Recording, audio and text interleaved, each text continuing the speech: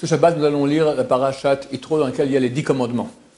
Les 10 commandements sont cités 2 fois dans la Torah, une fois dans notre parashat, donc parashat Yitro, et une fois en été dans parashat Vaïtranan.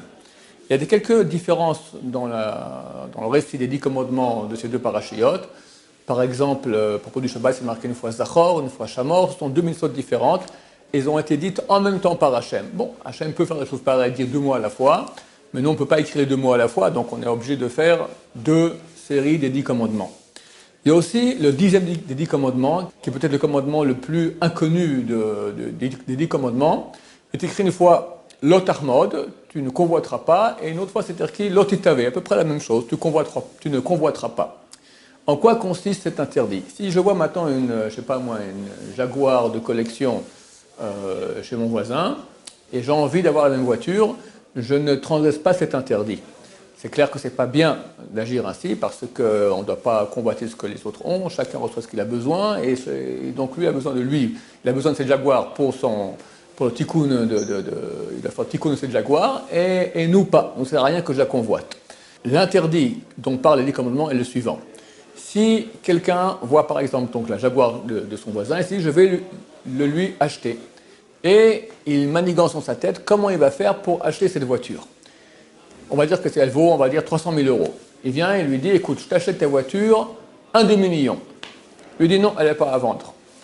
S'il ne veut pas, je proposerai 1 million. 1 million, tu es d'accord? Et il répond non. Il faut dire 2 millions. Et là, il dit oui.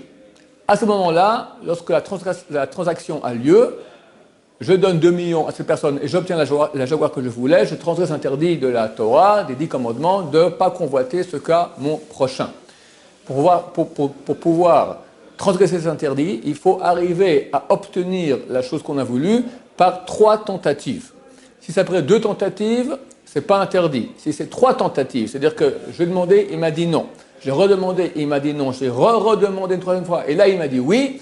Lors de la 3e, alors, ou bien sûr 4e, 5e, à plus forte raison, j'ai fait pression en quelque sorte sur la personne, bien qu'il ait accepté. Il a tout à fait accepté, 2 millions, allez, je t'en vends 10, aucun problème, d'accord? Il a accepté, néanmoins, j'ai transgressé l'interdit de Lo tahmod. Idem si j'ai fait d'autres moyens de pression.